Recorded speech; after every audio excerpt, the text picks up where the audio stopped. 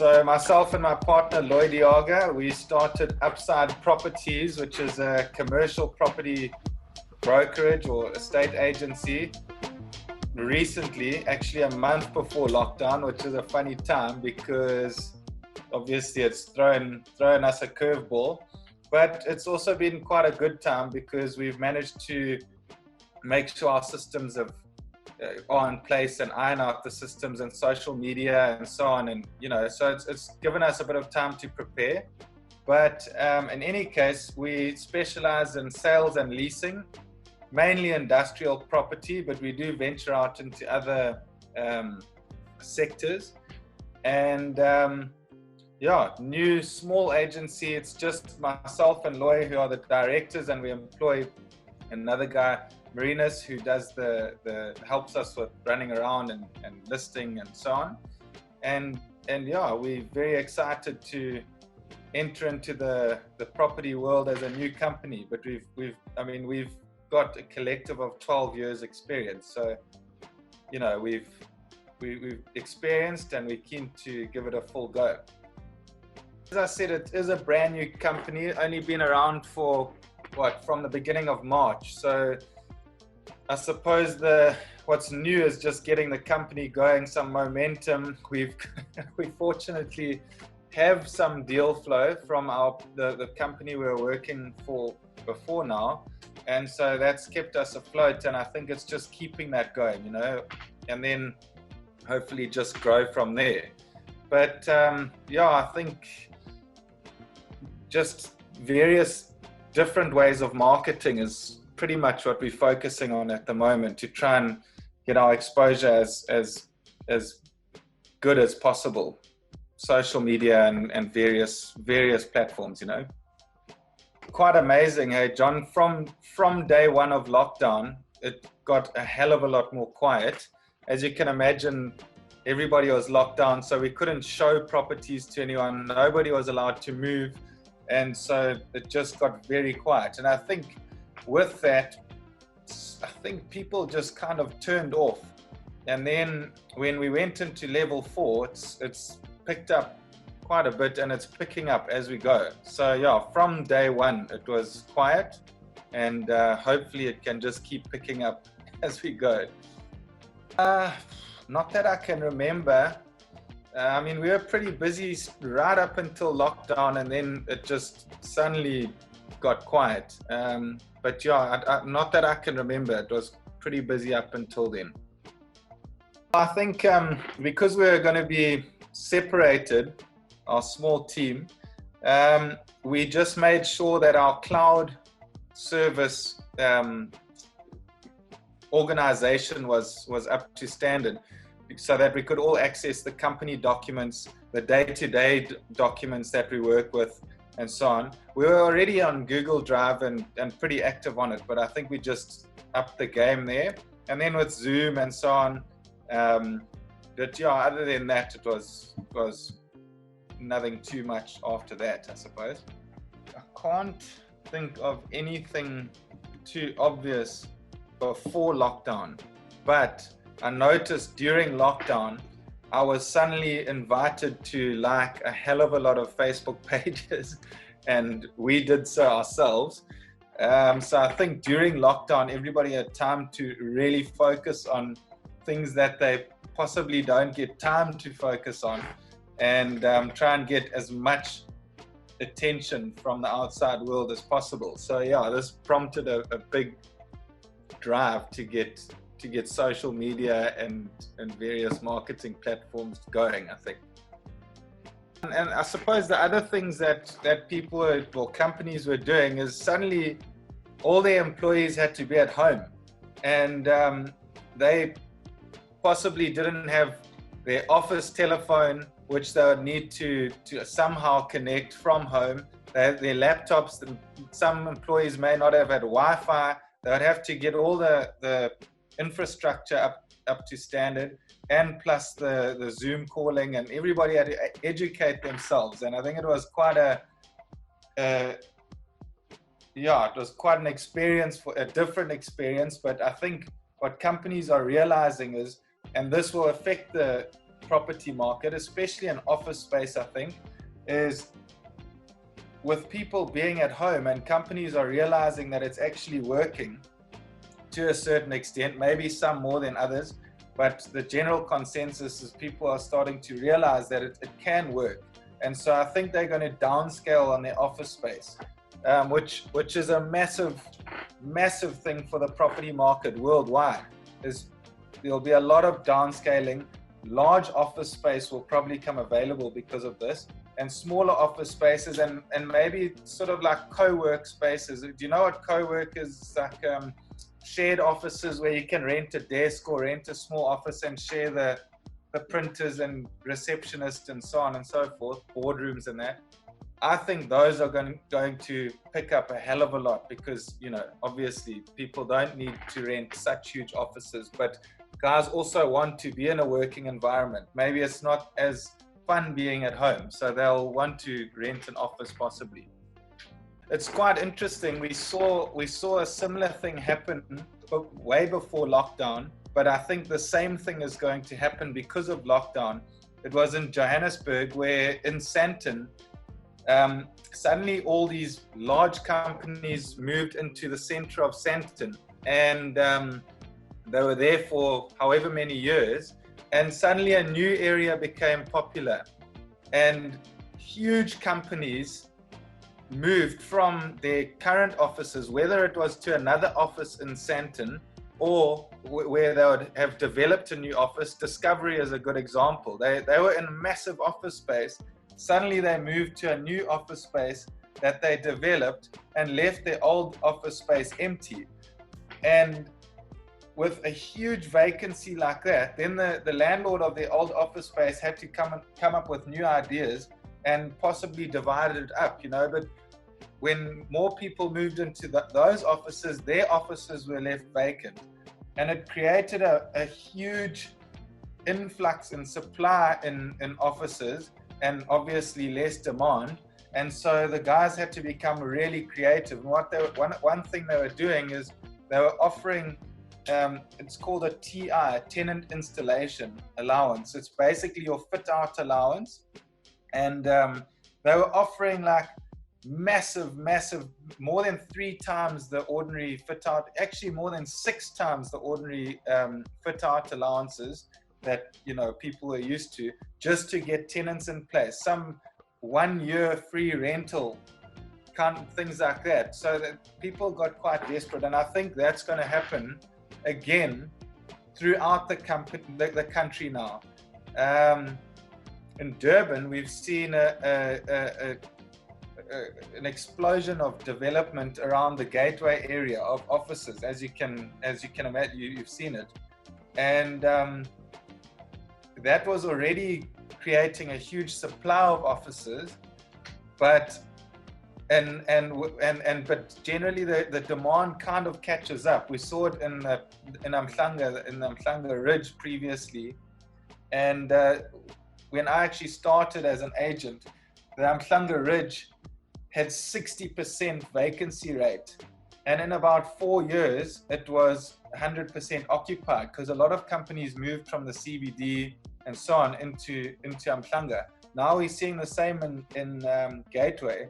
There's a lot of offices have been developed, and they were hoping for demand to keep up. Now COVID comes out and ruins the whole process, you know.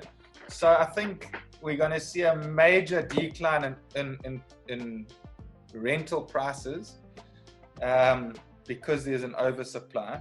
And that's not only offices we're going to see. I think there's going to be a major decline in rental prices of houses, warehouses, offices, everything, you know. So that's going to be a hell of an effect from the coronavirus, which in turn decreases the value of property. And so with a decrease in value, it's going to push the prices down, and we're going to see some serious deals coming up. Guys who can't rent out their properties anymore, they still got bonds to pay, they've still got expenses, they got rates and maintenance and insurance and so on their buildings with no tenant, no income, you find yourself in a difficult position, and the guys are going to have to sell, and some guys are going to be desperate. It's very unfortunate, but that's just the way it is, you know. I've been speaking to various property people, experienced property people, and one of them is a guy we know from the banks at Investec, and I was speaking to him over the weekend, and he was actually mentioning that he thinks the real deals are going to be coming out in about 3 to 6 months. So I think, yeah, and I think we haven't yet seen the major effects, you know, but guys are going to start becoming desperate, and there are going to be some real deals out there, which is a huge bonus to us as agents, you know. As long as there's volatility in the market, whether it's going down or up, that's when we, as the middleman, can get involved, you know. But when the market is stagnant, when everything's just plain sailing, then there aren't deals out there because everyone's just, you know, parking. So I think there's going to be deals, but the landlords are going to be put into a tough position, I think.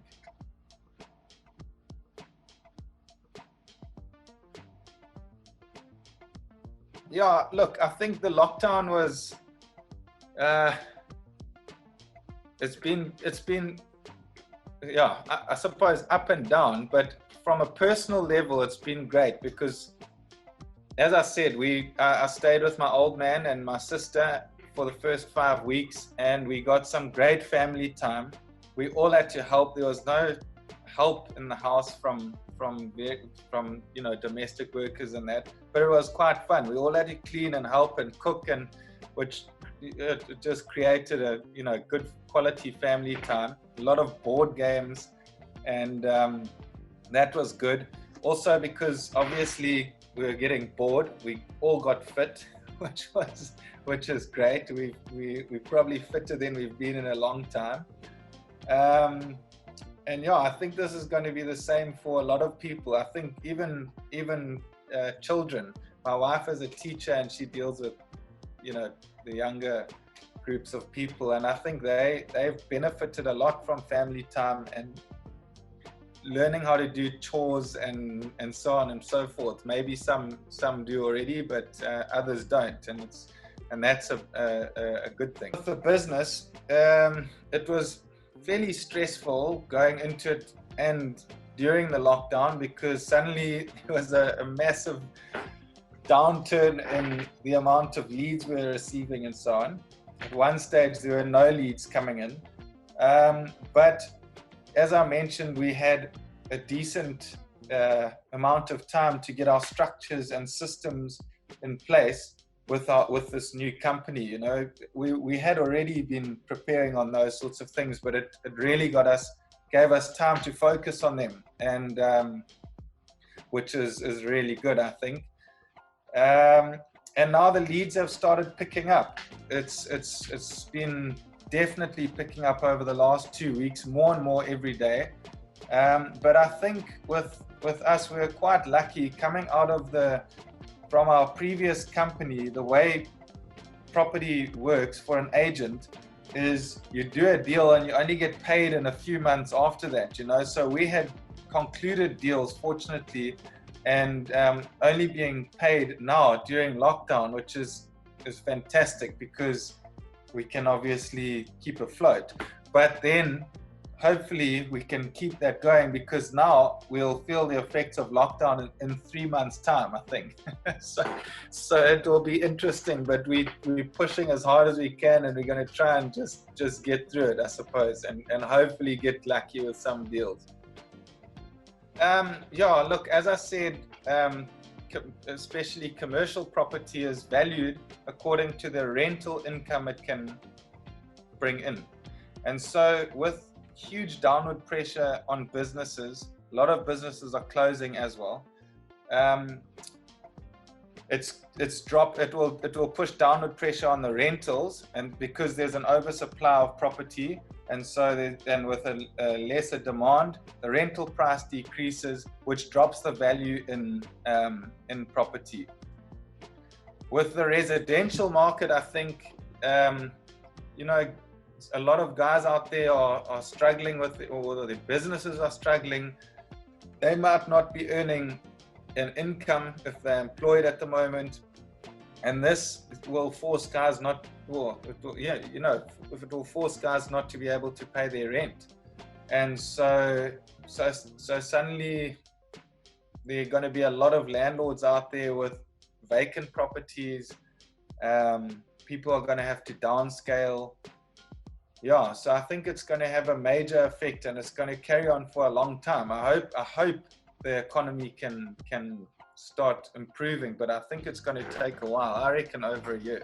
The drop in the repo rate is a massive positive for home owners and buyers.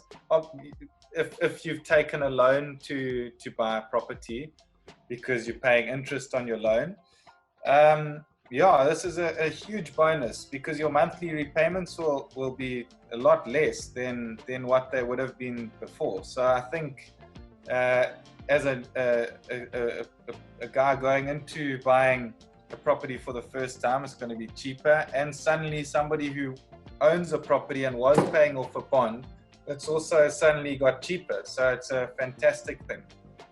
Just something else to touch on with the repo rate while we're on the topic is, when you're purchasing a property, many people don't actually know this, is you can actually fix your interest rate. So being at a low interest rate currently, you can fix your interest rate, which comes at a cost. So, and you probably can't fix it at the low point where it is now. It might be slightly higher, but it's kind of an insurance. You can pay an upfront cost, and then it will stay like that for a certain period of time. You can decide on, it's up for negotiation. So yeah, I think it's a fantastic buyer's market now for end users. Yeah, sheesh, that's very interesting. I didn't know that. Look, I think Musgrave is a very well located part of Durban. It's right slap bang in the middle. It's sort of a little bit on the kind of more upper class, high LSM area than other areas in Durban, and it's close to the CBD. It's in the middle of the CBD and Umhlanga, so I think people are well positioned there for work. Also, it's right next to the N3 that goes to Maritzburg. Yeah, so I think also it was one of the older wealthy areas, so I think there's actually very nice property in this area, and it's probably allows more of a affluent feel, I suppose. Also on the hill, it's got great views, amenities are close by. Yeah, I think it's a good area. Look, I suppose it's different for commercial and residential. I'll start with residential. The prices are going to decrease, and I don't think people should rush yet, because as I mentioned earlier, I think 3 to 6 months we're going to be seeing the true effects of this. There'll be massive deals out there, and I think be patient. If you're buying a house, you don't want to go and make the wrong decision, as in a silly way. Rather be patient. There are going to be deals out there. Find your perfect home. And if you are absolutely certain and you have the financial backing, you're not going to put yourself under too much pressure, then go for it. So I think in commercial, same as the residential market, for end users, an end user is a company that purchases a property for its own use. Same as residential, there are going to be great deals out there. There's going to be, as we mentioned, the repo rate, the interest rate has decreased. So that's also a benefit. It's a fantastic buyer's market. If you are a property investor and you are purchasing a property with a tenant in place, I think it is very important to look for a strong tenant. You can do your credit checks, do as much research as you can on the tenant. Obviously, industries are changing drastically in this COVID-19 period. We're going to see new industries coming about, old industries falling by the wayside. I think it's going to speed up that change in fashionable industries out there. So I think do your research on the tenant. There's programs out there where you can do credit checks and so on. Make sure they've got a good credit rating. Make sure the lease is a decent term. On a commercial property, you want to find a lease that is minimum 3 years. I mean, 2 years at a push, but I think in these difficult times, 3 years is probably more, obviously more secure. The longer the lease, the better. In residential, if you can have a year lease, you don't often find more than a year in residential, generally a 6 months or a year. But yeah, as an investor, you're buying a tenanted property, make sure that it's a strong tenant. And also, there's various things to look at in a lease agreement. The escalation, the amount the rent increases per year is very important. The term of the lease and the current rental. You don't want to be buying a property where the rental is higher than market-related rentals, because when that tenant leaves, the likelihood is that it's going to adjust to market, and market has decreased. So be careful of buying a property where you think, geez, this guy's paying such a high rental. That's actually a negative. You actually prefer a property that has a low rental, so that in time, you can increase the rental and you find the upside in the property, which is upside is the positive in the property. That's why we named ourselves Upside Properties. And yeah, so I think those are the main things you've got to look for when you're purchasing. I think it just sort of teams up with the coronavirus. The Moody's downgrade happened just before this whole lockdown happened, and that was a major blow to the economy. Suddenly, there a whole lot of tenants that are international tenants are not going to be renting properties anymore, because the companies can't invest in South Africa anymore. So we're going to see a lot of tenants vacating for that reason.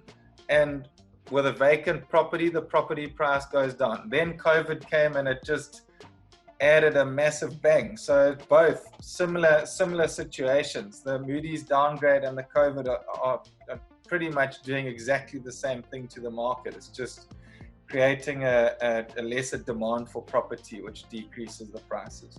Look, I think that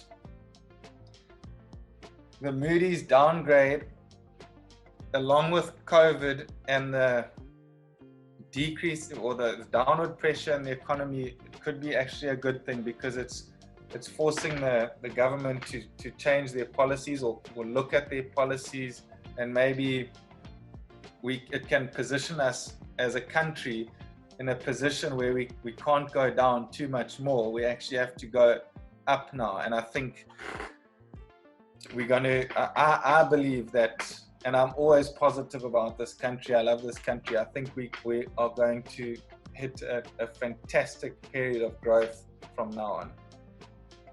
The closing of the deeds office is pretty much just creating a delay in property transfers. So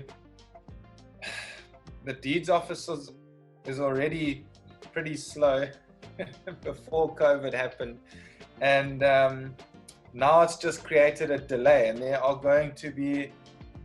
going to be a massive amount of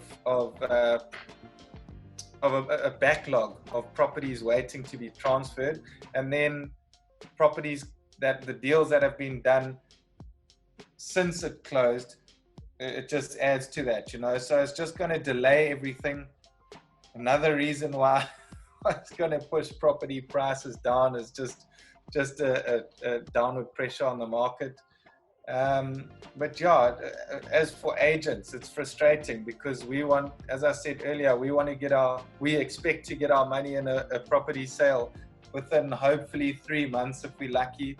Now it's going to take a lot longer because there's just a huge backlog of properties being transferred, and yeah, but it's one thing we have to deal with, and I believe the deeds office is opening, so that's a big positive. Yeah. Fingers crossed. Look, we didn't apply for help or funding. I would imagine some agencies would have to keep themselves alive and afloat. But yeah, as I said earlier, we were lucky we had a bit of a deal flow going into this, so we didn't necessarily need the funding too badly. It would have been nice, but you also don't want to take it away from somebody who really needs it, you know. The banks are working with the property owners hugely. I mean, they've rolled up their debt, meaning they've given it varies, I suppose, from client to client, but I've heard of cases where the clients don't have to pay their repayment on their loan and the interest on their loan for 3 months from the beginning of lockdown.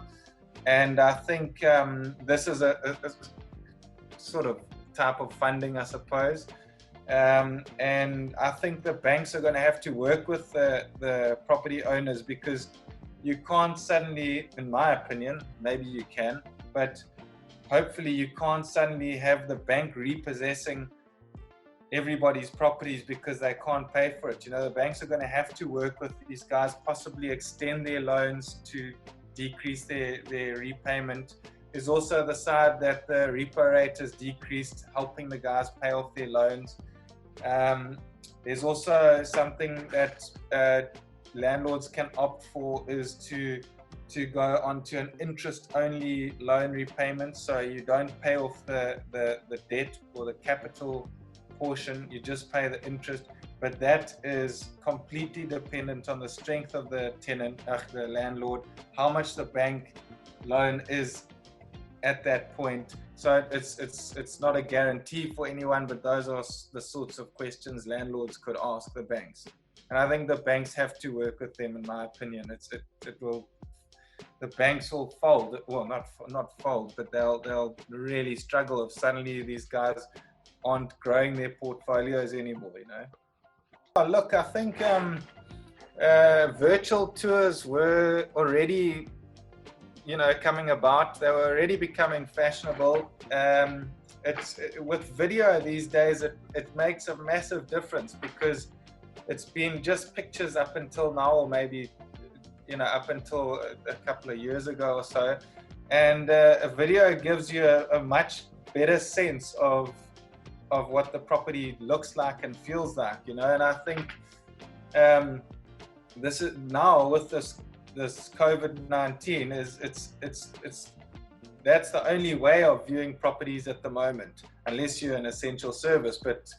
But in any case, that's the only way you can view properties at the moment, and it's upskilling people in how to do this. And I think it's definitely going to be becoming much more popular. It's a funny thing. People enjoy convenience, and they enjoy lying on their couch. If they can view properties even in their spare time while they're lying on their couch, then all the better.